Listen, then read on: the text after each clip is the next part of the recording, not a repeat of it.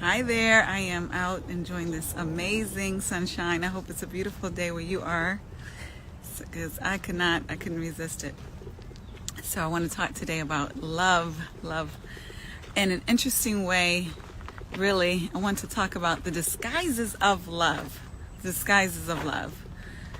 you're like me or anybody else, from time to time in your life, you may have confused love with other emotions, love, or with other actions even, coming from yourself or coming from others. And there's two disguises of love that I want to talk about. One is control and one is need. And when we say that, love, control, need, it's clear how differently these things are. But when we're in a relationship or when we're in the act, sometimes it's not so clear. Whether even ourselves, are we trying to control someone? Are we loving them? Are we needing them? Or do they love us? Or are they needing us? Or are they trying to control us? Those are questions that sometimes we need to ask and not assume that we got it right. But hopefully we get it right when it's important. So I want to give an example. A lot of times when women are in relationships, they're looking for a man to be protective, to be a protector. And a lot of times the man is looking to protect. There's nothing wrong with that. But in the instance of that protection, we know in any action there's a motive. So is the protection out of love because he wants you to feel safe, because he wants you to be safe, he wants to ensure that there is nothing or no one coming to bring any type of danger to you? Or is it a control out of insecurity? These are things we have to think about. Is an action out of insecurity? Because if you're out of his sight, or on the flip side, if he's out of your sight, are you worried about them leaving or not being there? Versus worried about something happening to them, somebody going out at night or something, or what have you. A lot of times we have to be clear on where is that anxiety coming from the other person or from ourselves. Where is that concern coming from? Is it coming from a place of, I want that person to be protected, I want to be additional security for that person, or is it coming from a place of, if that person's out of my sight, they might not come back. If he's out of my sight, he might not come back. If she's out of my sight, she might not come back. So it's really a good need to be clear on that. In a similar instance, it could be not even about where somebody is or where they're going. It could be something even as much as, what someone eats. And this is about control as well sometimes. Sometimes I know me, like there's certain things I'm not going to eat. I'm just not going to do it. And when I see loved ones eat it, I might be uncomfortable at times, or they might be uncomfortable about something that I eat or choose not to eat, because they might think, well, Lepore, your diet could be different. And so we have that instinct sometimes to say, okay, this is bad to do, or this is bad to eat, you shouldn't do that. But we can walk a fine line between control and love. Love is wanting what is best for someone. Control is wanting to control what somebody does or eats in that instance, or says and does. And control isn't always from a place of love. Sometimes control is about us feeding our ego as far as what we believe is appropriate, is apropos, accurate to happen. And it has less to do with the other person than ourselves, or vice versa. Somebody may try and police what you eat or what you wear. They should ask the question. You should ask the question, are they doing it because they're really concerned about you, or are they doing it because they need to control the situation, because they know what's right and what's wrong and you don't? Now, it's different, of course, when people giving you feedback, giving you input, people who you love, who you trust, who love and trust you, saying it, even the way they say it, the way they gesture it, is going to give you some information as far as where it's coming from, if it's coming from a loving place. Have you considered if you wear this, or have you considered if you eat that, this is what I read. versus you should not do that, don't do that. That doesn't make any sense. So the way we use language indicates our perspective and what we're trying to convey. If we're trying to convey care and concern, or are we trying to convey righteousness and controlling?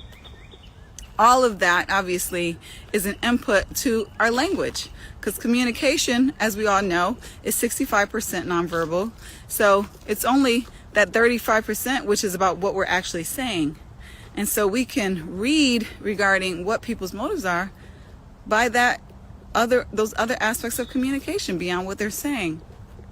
So we talked a lot about the control piece and how sometimes control can be confused with love, like, oh, he must love me, he doesn't want me to go anywhere. Or she must love me, she doesn't want me to go anywhere, she must really care about me, or they must really be insecure and desperate. On the flip side, love can be also confused with needy, and ways, there's some overlap there with neediness, neediness, or how much somebody needs you. And we all need people in different ways, don't get me wrong. We all need people. That's how God created all of us, is to need people. But we want to be clear regarding our actions and how we connect to people, and if that connection is out of a need, or is that out of love. Sometimes, some people only want what's best for another person if they're with them. And then if they're not with them, oh, well, they can go to HELL. You'll hear people say that. If someone leaves or what have you, they're not in that relationship, then they wish the worst for them.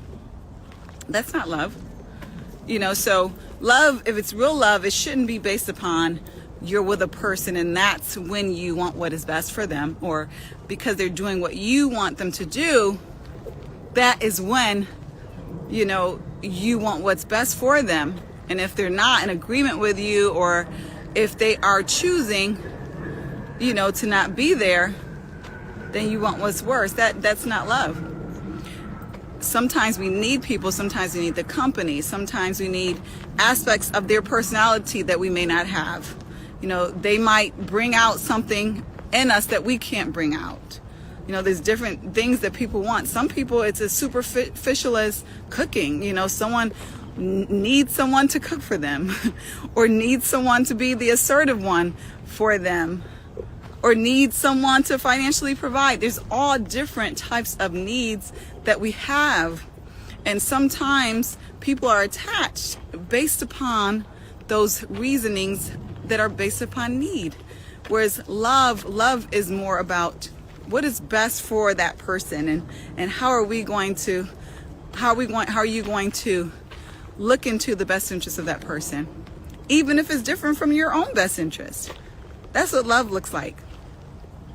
If you're a parent, or even family members who you really care deeply about, you can sort of imagine how easy it is to sacrifice for those individuals. If you're a parent, I'm sure you've sacrificed, you've given up, whether it's money or time or desires or what have you, for your children.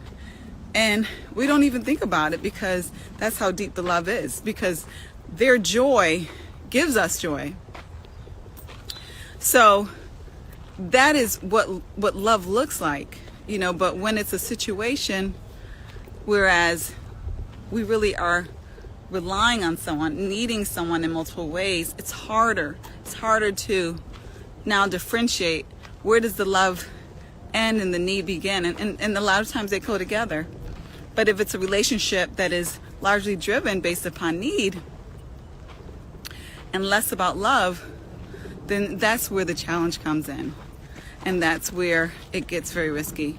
So definitely want to talk to you about that. That's been on my mind, as far as just that disguise. I call it the disguise of love, because it's so easy for us to label love on so many things, so many different relationships, so many actions.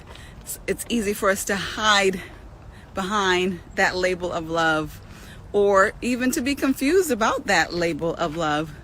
And so hopefully you're differentiating, distinguishing accordingly, whether it's distinguishing from need, from control, or from any other aspect of motivation that really isn't love, looking out for the best interest of that other person, which is really what love is. Is this in the best interest of that person?